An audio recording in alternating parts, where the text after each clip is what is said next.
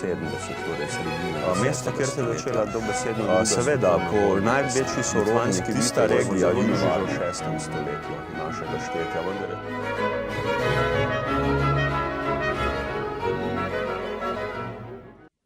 Pozdravljeni in dobrodošli v oddaji Svet skozi zgodovino. Nocoj bova s kolegom Goranom Ajtičem. Lepo pozdravljen, Goran. Pozdravljena in pozdrav vsem, ki spremljajo oddajo. Govorila o Bolgarih. Kako razburljivo zgodovino imajo Bolgari, če na prvo oko malo dava vedeti? Ja, zelo razburljivo, tudi eno bogatejših in obsežnejših na vsem Balkanu. Se tudi sam balkanski polotok se v bistvu po njih imenuje, ker vemo, da v Bolgariji, prav v Bolgariji je pač to gorovje Balkan. Vendar na prvo oko povprečnemu Slovencu in še bolj povprečnemu zahodnemu Evropejcu, če tako rečem, to ne zveni nič kaj pretresljivega ali bomo rekli dežela, ki je malce v megli. Skoraj da je ne poznamo, o Bolgariji se ne govori in nam je popolna uganka. Skoraj da bi lahko rekli najbolj neznana balkanska dežela v naših očeh. Vendar bo danes videla, da ni tako, da je narod bil, da je pisal si res močno, da ima bogato zgodovino. Eno najbogatejših na svetu praktično. In najstarejših? In najstarejših, ne samo v Evropi in na Balkanu, to je zanimivo. No pa da greva kar na začetek, da začneva. Vedno smo govorili o starih civilizacijah starega Egipta, recimo Mezopotamije, Babilon, Perzija, kasneje Grki in Rimljani, to nam je vsem dobro že znano. Vendar ena najstarejših civilizacij, ki še danes in zgodovinarje in arheologe malce bega, se pa ravno pojavi na območju, kjer leži današnja Bolgarija. Torej na obalah Črnega morja, skrajni vzhodni Balkan. Najbolj zanimivo je, da je ta civilizacija cvetela že okoli leta 5000 pred našim štetjem, torej nekako še starejša od egipčanske. Od te civilizacije se nam je ohranilo veliko, praktično njihov bogati nakit, imeli so umetelno, lepo izdelano to obrt, nakit so znali izdelovati in tudi lončarstvo. Nekaj posod se je ohranilo. Vendar še danes se ne ve, za kateri narod točno gre, za Kelta ali mogoče za neki čisto tretji narod.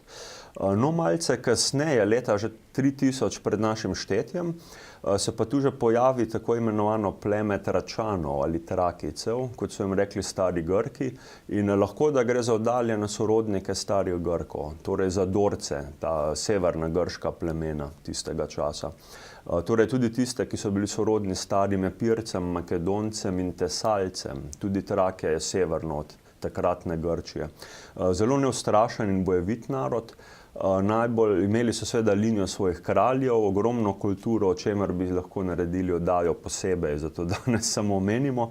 Najbolj znan njihov član je bil recimo Spartak Trakijski, ki je končal v rimskem suženjstvu kot gladiator in vodil upor sužnjev, žal neuspeli na konec, vsi to vemo.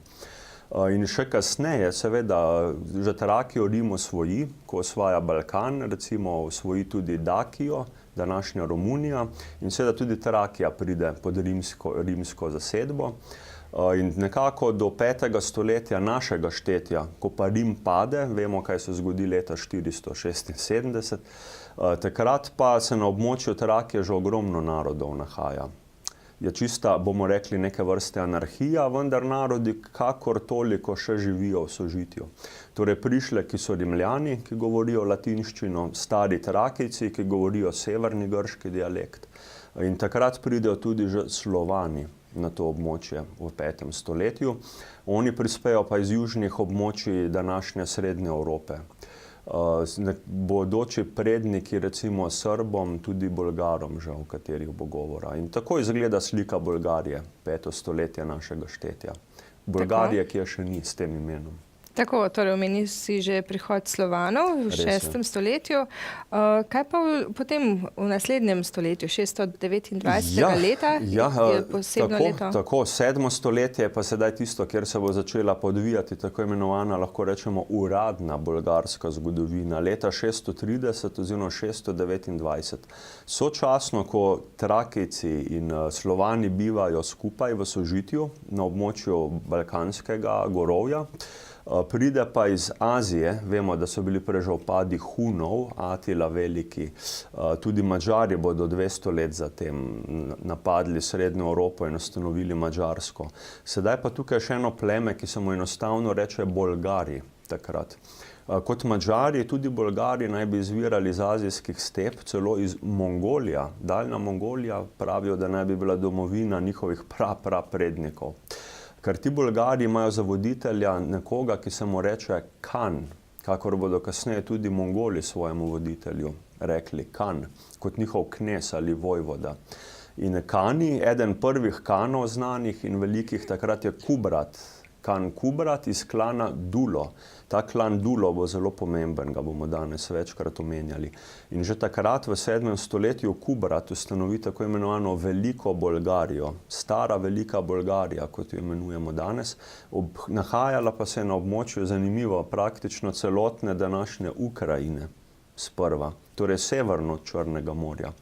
In šele po letu 630 Kubrat vodi svojo vojsko naprej na jugozahod in prispe na območje moderne današnje Bolgarije. Tam se Bolgari srečajo s Slovani, z Rimljani in seveda s Tračani in še z ostanki starih praplemen. In vse skupaj nekako Kubrat poveže v močno, bomo rekli skoraj da že moderno bolgarsko državo. In ta Kubrat Dulo je prvi Kan, ki se uradno okliče tudi za voditelja Kana Slovanov in Tračanov. To so začetki države. 7. stoletje. Ja. Kakšna je pa potem ureditev te države? Ja, skupaj poteka, čeprav so Bolgari neustrašni bojevniki, znajo biti tudi hudi, so zelo dobri jezdeci, da si še to predstavljamo, kot tudi Mongoli, seveda. Ta spoj teh narodov, integracija, ki poteka tekom stoletij, pa bo rekla kar od 7. do 10. oziroma 9. stoletja, to je 3-4 stoletja trajajoč proces, se Bolgarija s časoma, zanimivo, prišleki, azijski Bolgari, ne osilijo svoje kulture in jezika, ampak sprejemajo kulturo in jezik narodov, ki so jih sedaj osvojili. Predvsem se odločijo za Slovane, ker jih je največ takrat. Tako da Tračani, Rimljani, grščina, latinščina se počasi opustita, Bolgari tudi počasi opuščajo svoj azijski jezik, dialekt in začnejo govoriti slovanski jezik. Bolgari tako se stopijo Slovani in postajajo moderni slovanski Bolgari, to je zanimivo. Pod temi Kani iz dinastije Dulo. Seveda imena ostanejo še azijska, popolnoma bolgarska. Prvi je Kubrat, potem eden njegovih naslednikov se imenuje Asparuh Dulo.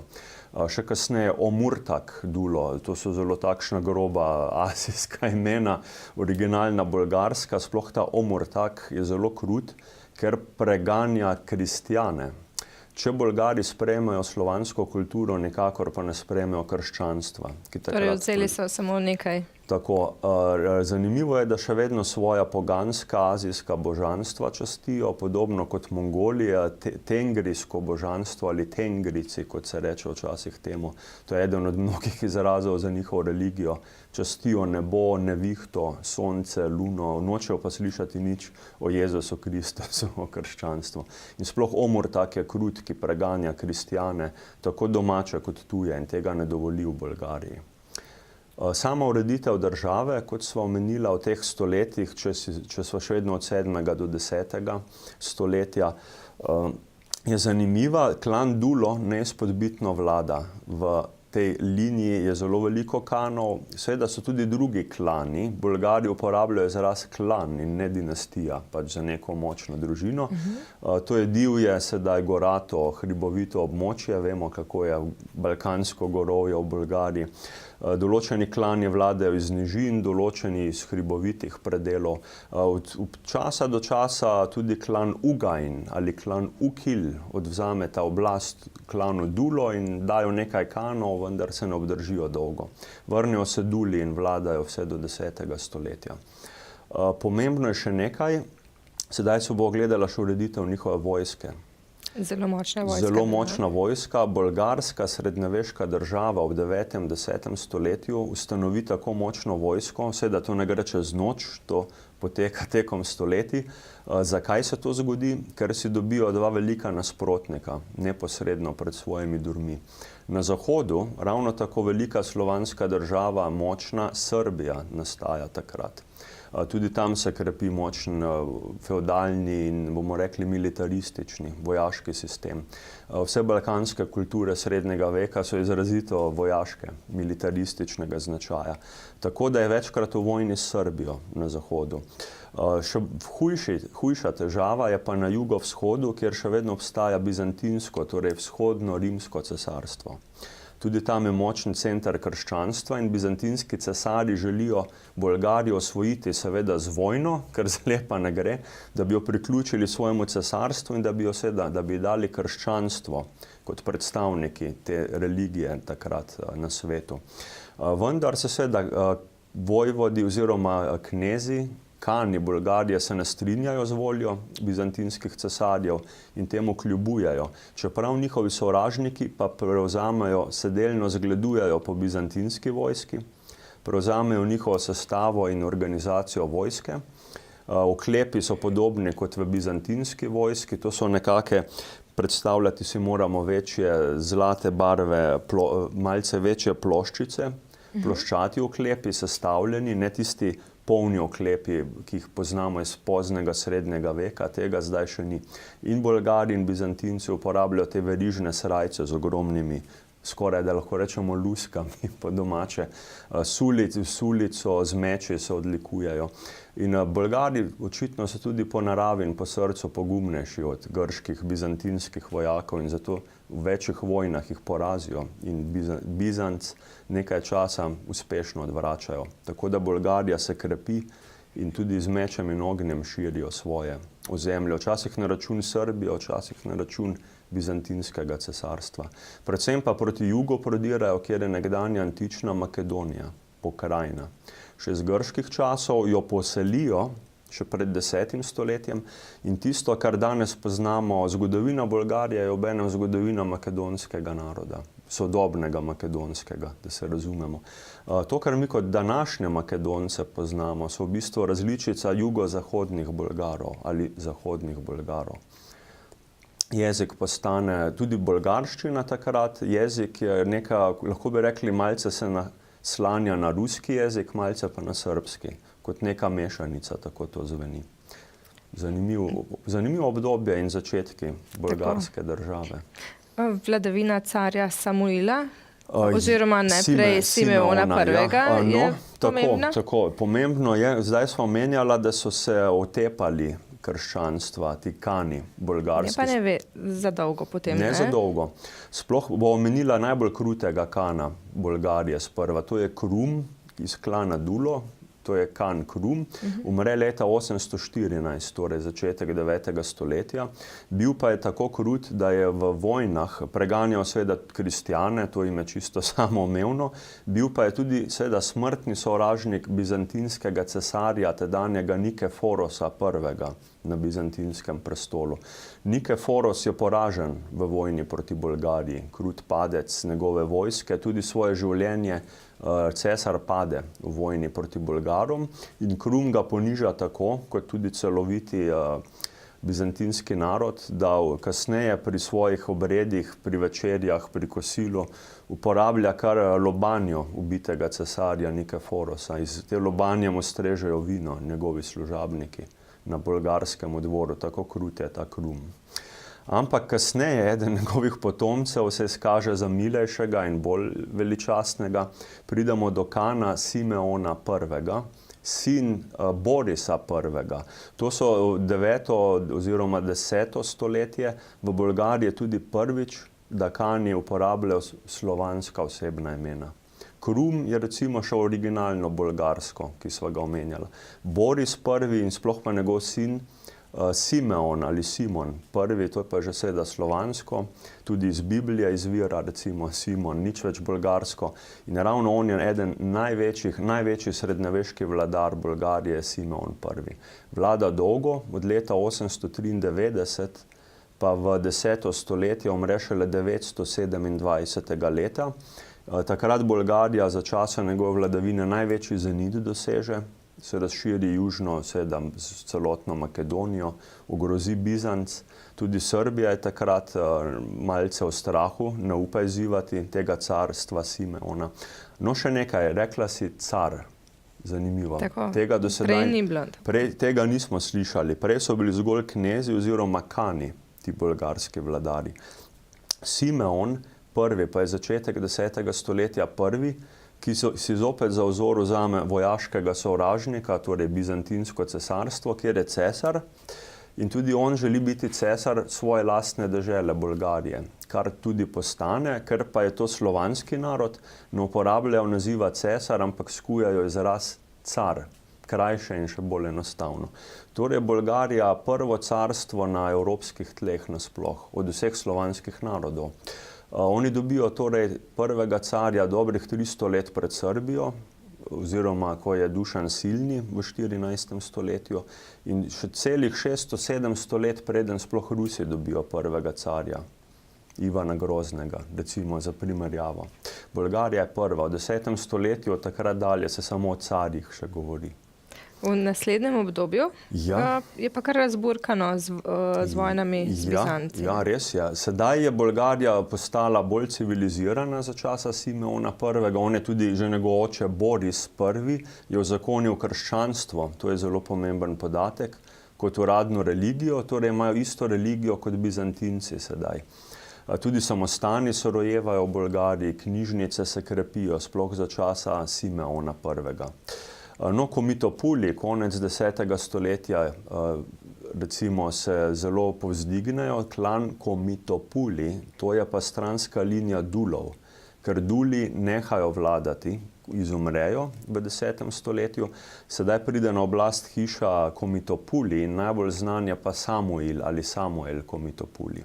Tudi oni so stranska linija klana Dulo, pač z drugim priimkom, imenujejo se po vzdevku Komitopuli, kar se še danes točno ne ve, kaj pomeni.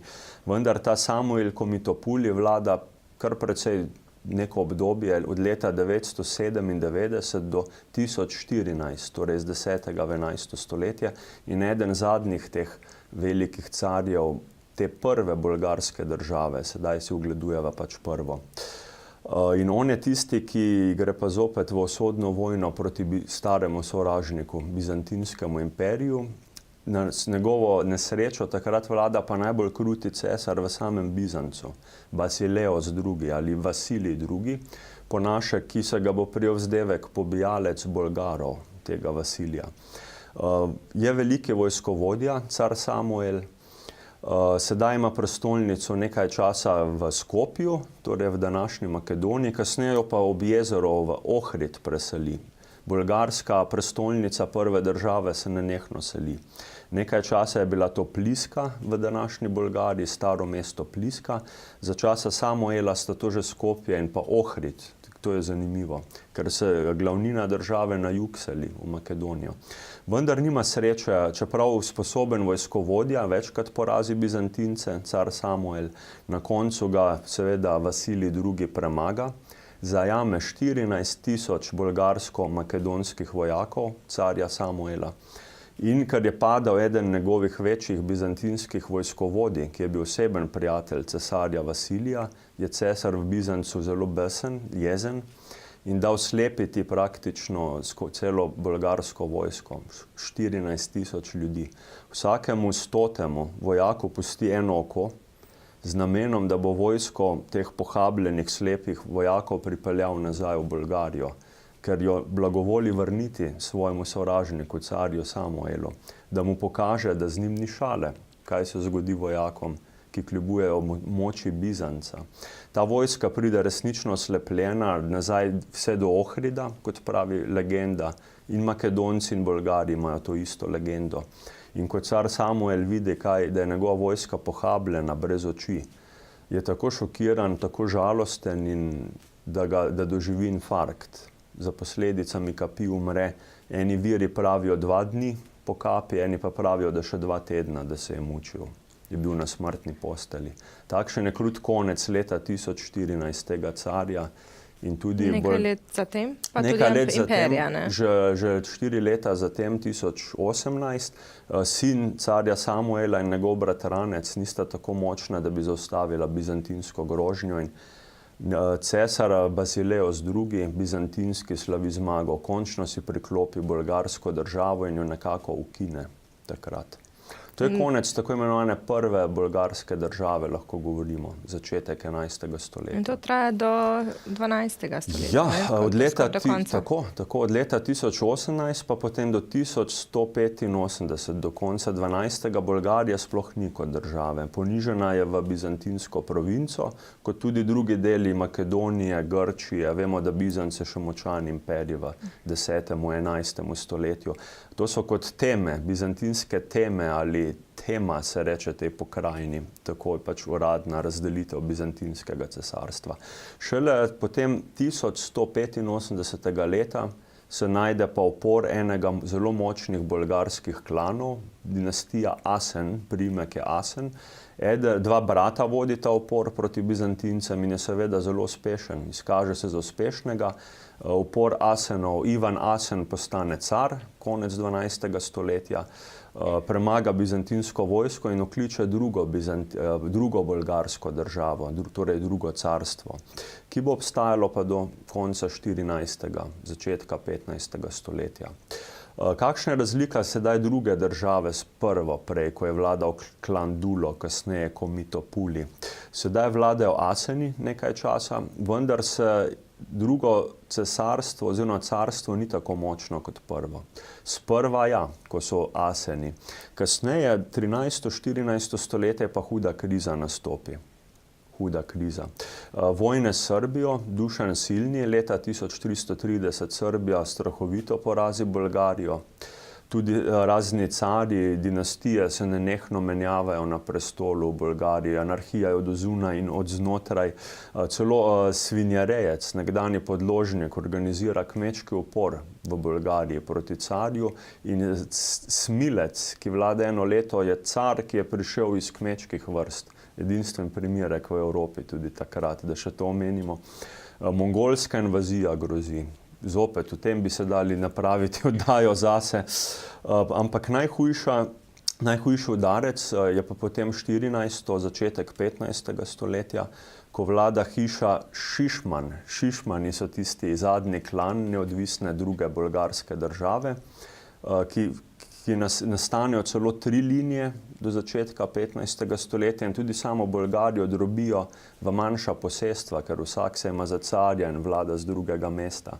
Zopet je več prestolnic. Šišmani drobijo lasten narod in deželo in zanemarijo grožnjo, ki prihaja iz vzhoda takrat. Nič več bizantinsko cesarstvo. Ampak že. Tako turško. Turki so takrat Osmani. Tako nekdani sovražniki Bizantinci in Bolgari dobijo sedaj še večjega skupnega sovražnika, ki pa bo hujši in strahotnejši tudi z kulturnega vidika in religioznega, ker vemo, da Turki so pa narod, ki je sprejel islam, muslimanski narod, in porazijo Bolgarijo carja Konstantina II. Šišmana leta 1422, 15. stoletje, takrat je pa konec te drugega bolgarskega carstva, ko padejo pod otomansko turško cesarstvo.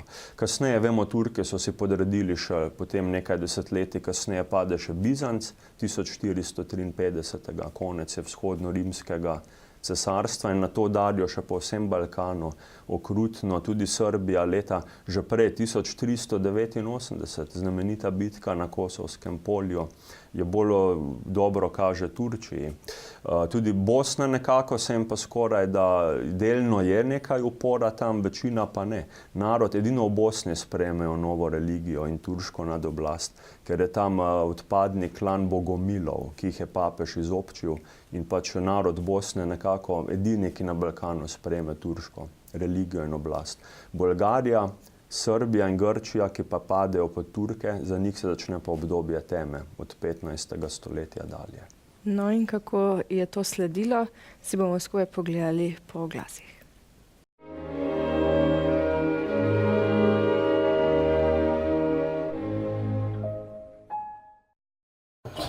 Spet ni več pametnega po televiziji. Jaz porabim hitrejši internet, ker tale toliko počas loada. Dragi, spet ne dela telefon, jaz ga porabim. Ok, pa najbolj, da naročimo enega Evaja Trojčka, ne? Bo kar takoj poklical. EVJ Trojček, najboljša izbira za vso družino. Internet, televizija in telefonija na enem mestu. EVJ, z vami že več kot 50 let.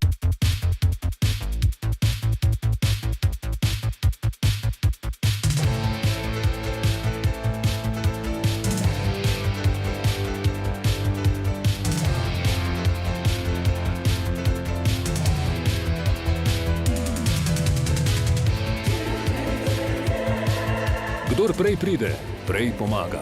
Turistično zavarovanje v tujini s hitro in učinkovito zdravstveno asistenco, ki je vedno na voljo. Zavarovalnica Triglav.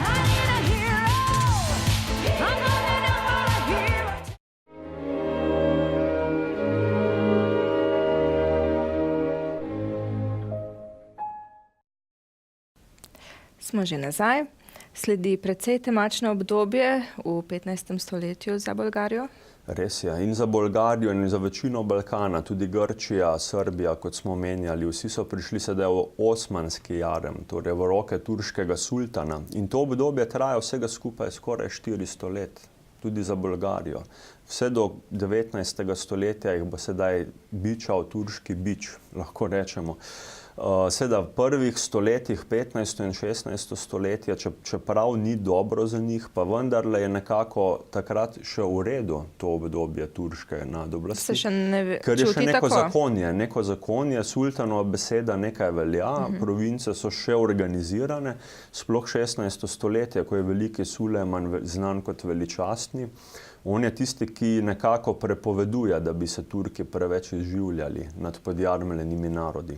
Čeravno seveda religija islamska uradno, Turki nikogar ne silijo, da bi sprejel islam. Tudi to je zanimivo.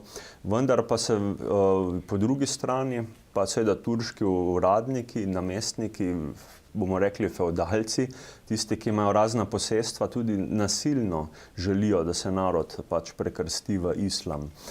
Večkrat pobirajo tudi davek, bomo rekli krvni davek, človeški davek, to je, vemo, kaj se dogaja za svojo vojsko, novačijo že otroke, tako imenovane janičarje. Bolgarija in Srbija sta zelo znani potem in Grčija. Tudi recimo poiščejo tista dekleta, ki izgledajo lepše kot ostala, so seveda kandidatke neposredno za turški harem, za sultana ali za vizirja. To zasužnjene, ne? Zasužnjene. Tudi viziri, kancler turškega cesarstva je vizir, veliki vizir kot njihov premijer ali general vojske, tudi on takoj za sultanom ima veliko besedo. Tako da to resnično ni dobro obdobje. Seveda, kar Evropa takrat zajame, 15. 16. stoletje, zahodno in srednjo, renesansa, baročni razvoj, čeravno tudi Evropa takrat umira v verskih vojnah, katoliki proti protestantom, ni pa te turške grožnje tako izrazite, kot je na Balkanu. Tako da tukaj narod se oklepa pod turško nadoblastjo svoje religije, ki je takrat že pravoslavna, vemo od 11. stoletja dalje. Samostani, Bolgarija in Grčija sta idealni, ker sta hriboviti in gorati. Sploh So bolj Bolgarija. odmaknjeni, ne? Tako, samostani, tudi bolgarski, so v hribih, gorah gradijo, tam določeni duhovniki, misleci sprejemajo tudi begunce, ljudi, ki so prišli iz nižjih ravnic. In ravno v hriboviti Bolgariji, tej divji, se ohrani ta duh slovanski, pravoslavni bolgarski duh. Ravnina postane s časoma poturčena, če lahko rečemo po domače, vasice in kakšna mesta tudi.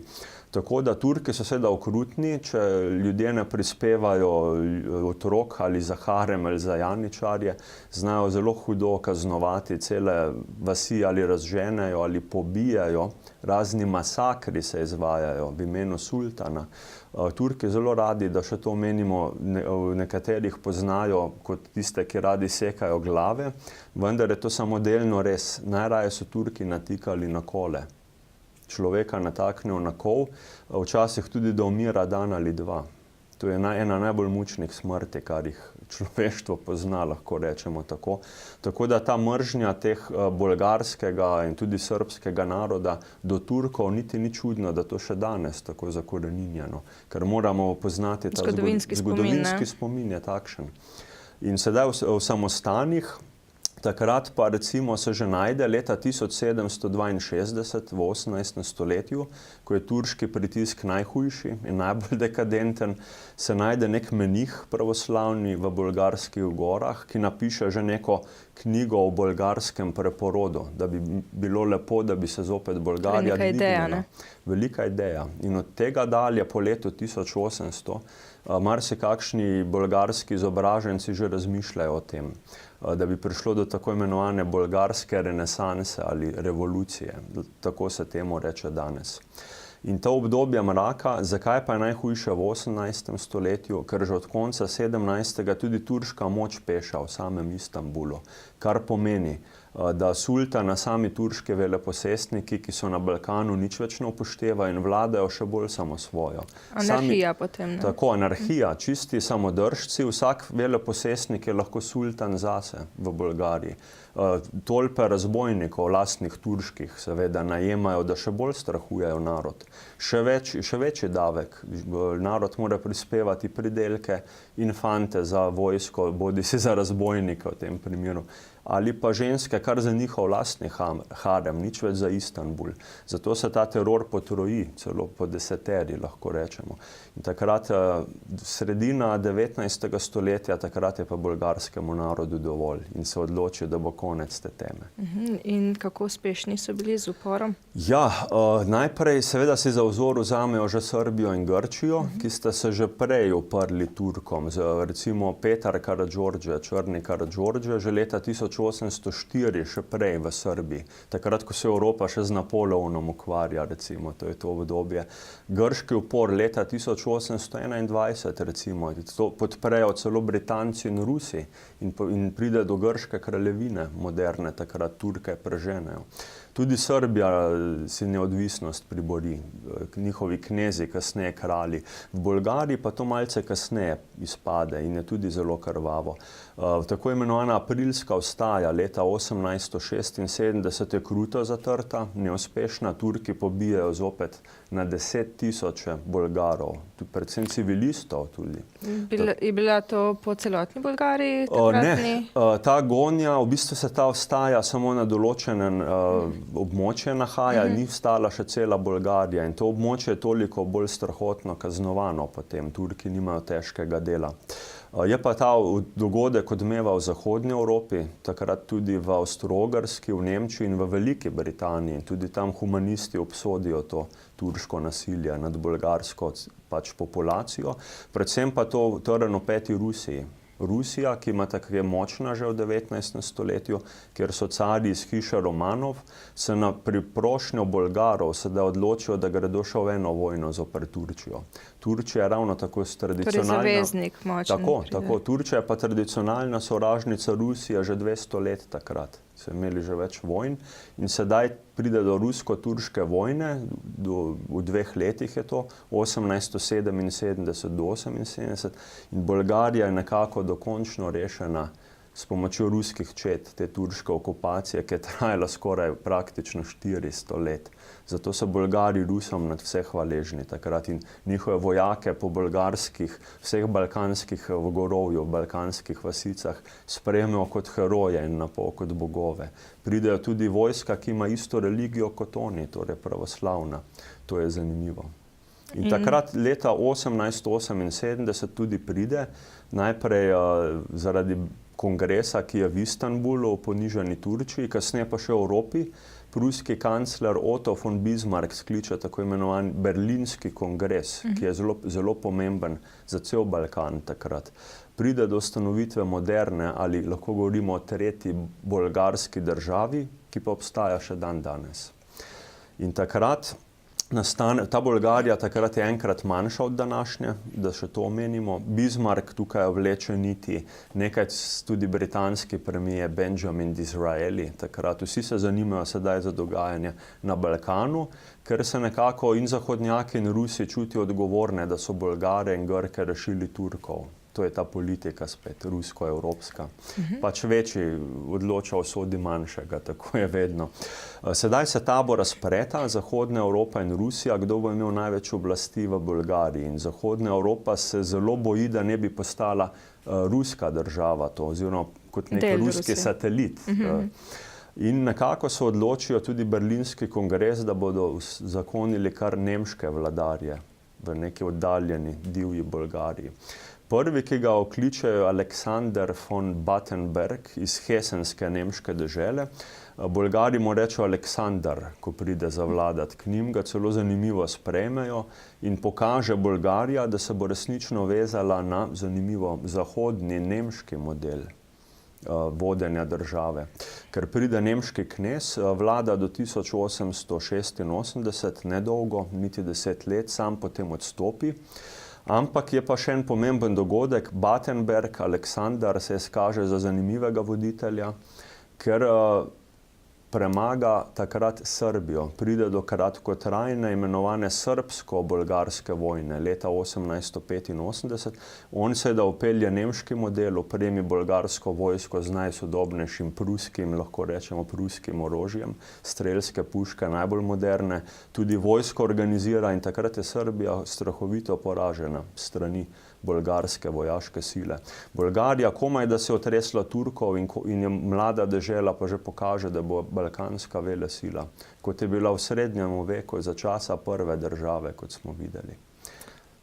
To je zanimiv dogodek. Tako, 2 leti kasneje, torej 1887, pa pride na prestol družina, ki sva jo v prejšnjem mesecu omenjala. No, sedaj smo pa tukaj, če se Bolgarija sedaj čedalje bolj kaže, čeprav pravoslavna, se bo sedaj bolj vezala na nemško linijo oziroma nemški način vodenja, kot smo rekli.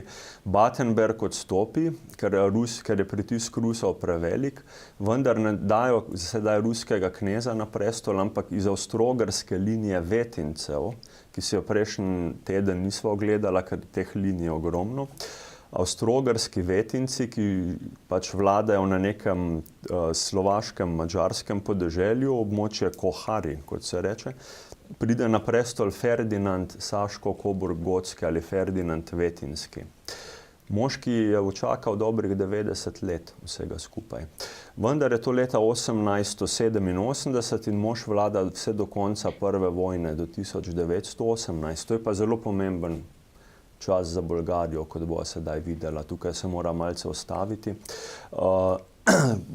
Vetinci si zadajo, sploh ta Ferdinand, novi car, da bo iz Bolgarije naredil moderno evropsko državo tudi v gospodarstvu in infrastrukturi, ne samo z vojaškega vidika.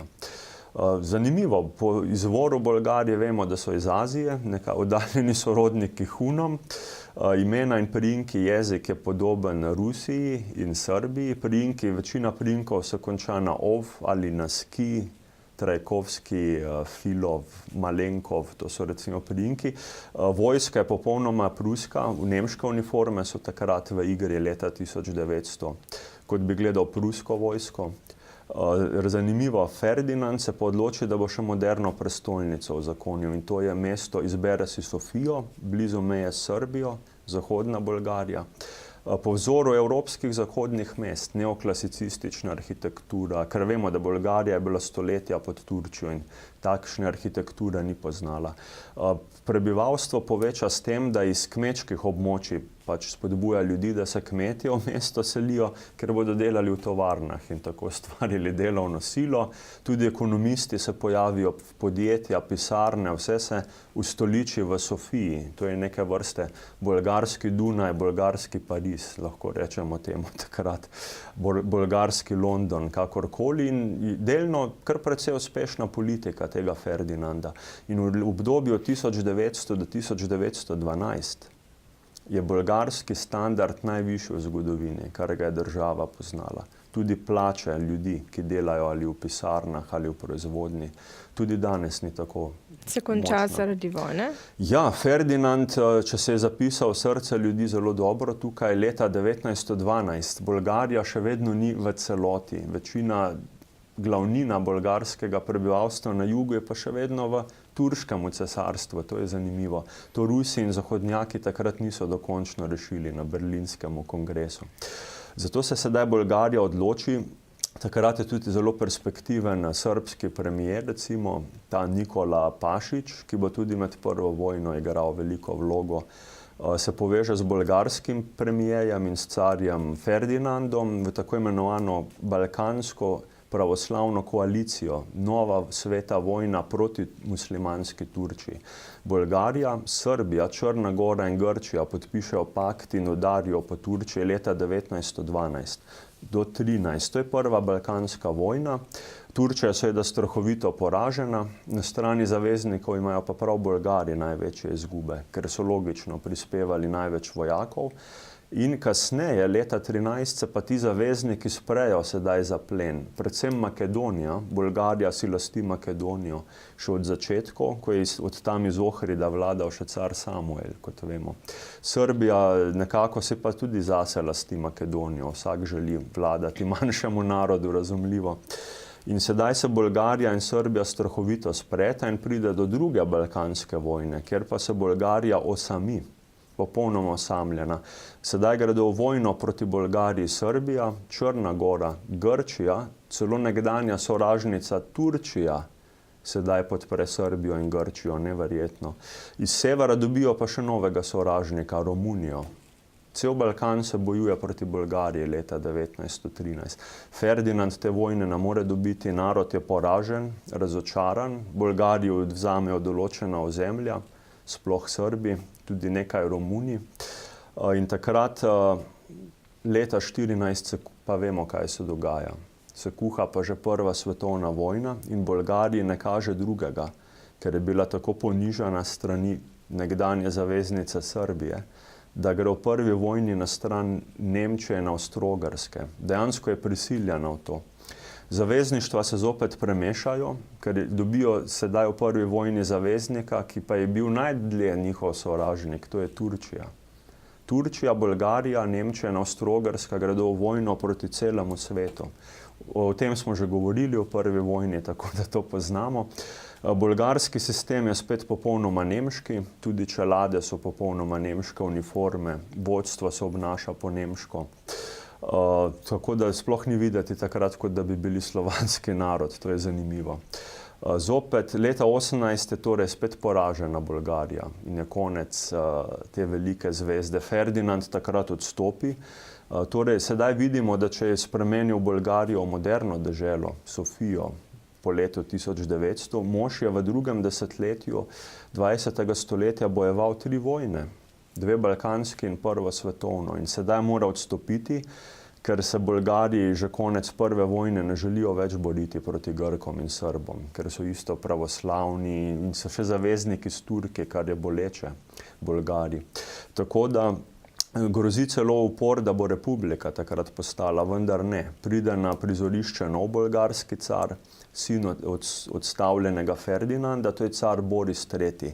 Vetinski, ki pa je spet kontroverzna figura. Po prvi vojni zaradi njega bolgarsko gospodarstvo malce lažje okreva, vendar pride potem še velika, vemo, gospodarska kriza. Torej je zelo slabo gospodarsko stanje. Tako, in v 20 letih se pojavijo, seveda, ker je demokracija pa dovoljena pod Borisom III, se pa tam pojavijo tudi fašistično gibanje, kar je čisto logično za vse evropske kulture pred drugo svetovno vojno. 2 skrajna desničarska premijeja je primoran Boris III celo sam odstaviti kot kralj, ker gredo stvari predaleč, gonja proti tujcem, tudi antijudovsko so usmerjeni. Aleksandar Cankov je eden od teh fašističnih premijejev, ki je zelo sovražen v očeh Borisa III. No, leta 1941, ko je vojna že v zenitu, druga svetovna seveda, že 2 leti takrat, je car in tudi bolgarski narod, vsi so v čudnem precepu. Fašizma so se popolnoma iznebili, to je ironično, nekako je demokratična takrat, vendar zato razglasijo nevtralnost. Vendar je pa težava v tem, še vedno imajo težnje po Makedoniji in narod in car Boris, ki se ima sam kot vetinec, sedaj za popolnega pravoslavca in Bolgara in mora prisluhniti svojemu narodu. Zato nemška vojska, ki pride na mejo Bolgarije leta 1941, prosi za dovoljenje Borisa III., da lahko preko bolgarskega ozemlja napadejo Grčijo, Nemci seveda. Boris se strinja, ker se sam obeta, da mogoče mu bodo pa Nemci dali Makedonijo po drugi vojni in s tem avtomatsko postane zaveznik Adolfa Hitlerja. Mož, ki sploh ne odobrava fašizma. To je zelo kontroverzno. Je pa pri ljudeh dobro zapisan danes, ker je preprečil odhod 50.000 bolgarskih Judov, da jih Nemci niso odpeljali v koncentracijsko taborišče, ker se ne strinja z rasno politiko Nemčije. Ampak so seveda zopet nemški zavezniki do leta 1945. Največkrat se sedaj borijo s Sovjetsko zvezo, z Rusijo. Črno morje postane prizorišče bojev med bolgarsko mornarico in seveda med Stalinom, med mornarico Rdeče armade. Tukaj so zelo hudi boji. Kako močno mornarico so imeli v primerjavi z rusko? Takrat ruska je seveda močnejša, tudi bolj obsežnejša, vendar je bolgarska še vedno močna. Ker moramo vedeti, da Bolgarija 19. stoletja in vse do druge svetovne vojne dobi izraz, narod jo vidi kot balkansko Prusijo, kot so jo rekli, kar pomeni, da je bila močno razvita in v gospodarstvu, kot prej nemška Prusija, in tudi vojaška. In še vedno, ne? Še vedno militaristična sila. Leta 1943 car Boris III. Umre in pride do menjave oblasti. Mladoletni car Simeon II. Takrat je star dobrih 6-7 let in ne more vladati brez regentstva, vendar le vlada 3 leta, do leta 1946. Tukaj se ravno izteka druga svetovna vojna za časa otroškega carja. V Bolgariji vladajo premijeji. Bogdan Filov je takrat premijer, ki pa delno uradno ni član nobene stranke, vendar je odkriti simpatizer fašizma in seveda Adolfa Hitlerja. On vodi to fašistično bolgarsko politiko. Oni seveda, vemo, okupirajo tudi Makedonijo kot del takratne Jugoslavije. Vendar se Rdeča armada že približuje. Večina bolgarskih vojakov se ne želi več bojevati za Nemčijo in za Filova. In nekako tudi ideje komunizma že prihajajo. Podtalno takrat upornike tudi že Todor Živkov, da omeniva še to. Ima že vlogo v drugi svetovni vojni. Rusi in bolgarske čete osvojijo Sofijo leta 1945, fašistični režim pade in ta komunistični režim, ki ga takrat dobijo, seveda se spravi na mladega carja in pa na Filova, na fašističnega premijeja, ki ga obsodijo in ustrelijo pač pred strelskim vodom. Car je pa samo odstavljen in nekako nekaj časa v hišnem priporu. 1 leto še celo vlada, do leta 1946, takrat ga seveda komunistični sistem odstavi, vkliče Ljudsko republiko Bolgarijo in zopet se začne obdobje neke čudne, dolge diktature, kot vemo. Tukaj je konec velike bolgarske države kot velesile, kot vojaške sile in tudi kot carske dežele. Tretje carstvo je končano s Simeonom II. In do 1989? Ja, vemo, kaj se dogaja. Potem desetletja dolgo je pa ta režim, celo stalinistični grobi režim, precej drugače kot recimo v Jugoslaviji. Bolj je podoben ta režim romunskemu, madžarskemu in vzhodno-nemškemu. Tako. V Romuniji vemo, da se je povzpel veliki diktator Nikolaj Čaušesku. V Bolgariji je podobno, sicer malce manj kruti tiran, pa vendar zelo zatiralski Todor Kristof Živkov, ki sva ga prej že omenjala, ki je med vojno odigral pomembno vlogo tudi v odnosu do Judov. Judje ga imajo recimo v dobrem spominu, sam bolgarski narod danes pa zagotovo ne. On že leta 1954 prevzame potem oblast in vlada kot tiran vse do 1989, ko je narodu že vsega dovolj, ko so za železno zaveso. Na začetku, seveda, po takoj prvih letih, po drugi svetovni vojni, je bila Bolgarija bolj Josipu Brozu Titu naklonjena, da še to omeniva. Eden od teh bolgarskih vodilnih komunističnih politikov je bil zelo Titu naklonjen, vendar je v čudnih okoliščinah nenadoma umrl leta 1949, najbrž seveda na Stalinov ukaz. Nas ne bi nič presenetilo, če je kaj resnice o tem. Potem seveda Živkov je pa bolj tisti, ki nekako stalinistični režim propagiral. 89. leta potem pa vemo, ko je v tem vzhodnem delu Evrope in tudi na Balkanu prihaja do revolucij. Najbolj kruta je, vemo, in udarna je Romunska, kjer so Čaušesku in njegovo soprogo narod jima je sodil sam in jo dal pred steno in ustrelil. V Bolgariji Živkov, seveda je bilo tudi njega strah, kot vsakega diktatorja tam, vendar se je malce mož lažje izlizal, vsaj svoje življenje ohranil. Pač so ga odstavili, moral odstopiti in Bolgarija od leta 1990 dalje, še bolj uradno od leta 1991 dalje se šteje za demokratično družbo. Še dan Kako danes. se danes odvijajo zadeve v Bolgariji? Kakšno stanje je? Kot vemo, v večini balkanskih dežel, kjer je bil na oblasti takrat komunizem in je ta prehod v kapitalistični, demokratični sistem zelo nekako kar krut, precej težek še dan danes. Država se ne ponaša tako kot Romunija, ravno tako ne, z nekim močnim gospodarstvom. Zato pa je zanimiv dogodek bil v Bolgariji, mislim, da leta 2004, ko se je v parlament vrnil nekdanji odstavljeni car Simeon II, da še to omeniva, ki je danes že mož v res visokih letih. Bil je odstavljen kot otrok leta 1946, o tem smo že govorili, ker sedaj pa se je vrnil kot rešitelj bolgarskega naroda, da ima sedež v parlamentu. Takrat ga je imel, danes mislim, da ne več, vendar je nekako pripomogel k bolgarskemu gospodarstvu po letu 2005, da se je dežela malce bolj izvila iz te, bomo rekli, revščine. Turizem se je tudi začel, potem je danes znana, to moramo omeniti. Ta obala Črnega morja je zelo mikavna tudi zahodnim turistom, pa je tudi lepo urejena in uredna vsega obiska in ogleda. Pač ljudje se kopajo v Črnem morju, ne v Mediteranu, pa vendar.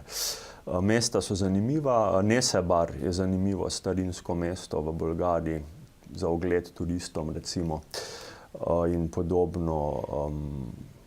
Skratka, dežela je zanimiva zaradi zgodovinskih vrednot. Tisti, ki bi se jo rad ogledal, je seveda dobrodošel. Ogromno samostanov, starih mest, prestolnic, kot smo videli. Veliko Tarnovo je zelo lepo mesto. Zanimiva ogleda, vendar zgodovina pa vidimo je bila neusmiljena in kruta pri njih. Tako, za konec še morda kakšen stereotip kroži o Bolgariji? Ja, kogarkoli, če danes vas vprašamo v Sloveniji, vemo, kakšni so stereotipi, ne vemo za zahodno Evropo, ampak najbrž ni dosti drugače. Marsikdo Bolgarijo vidi kot nekako oddaljeno, zelo tujo in gospodarsko nerazvito deželo, žal. Tako ljudje gledajo na to. Res je, ima tudi veliko število ciganske populacije, podobno kot Romunija in veliko teh ljudi tudi pride k nam, nekateri po cesti ali potujejo, nekateri gredo delati v Italijo ali v Nemčijo, delovna sila. Kaj je pa tista pristna bolgarska duša, pristni Bolgar, je pa tisto, kar je samo v Bolgariji. To je pa po moje treba nujno tja in deželo obiskati, da človek vidi na lastne oči, kakšna je ta dežela, da ima najbrž za ponuditi tudi mnogo pozitivnega. Je pa še kot zanimivost, da je edina slovanska dežela do dan danes, ki najdlje in najbolj zvesto ohranja tradicionalne slovanske običaje in vrednote. Ravno zato, ker originalno niso slovanskega izvora in ker so jih toliko časa tlačili Turki, se te tradicije še bolj oklepajo. Njihova glasba, oblačila, etno, plesi, zanimivo. Tako.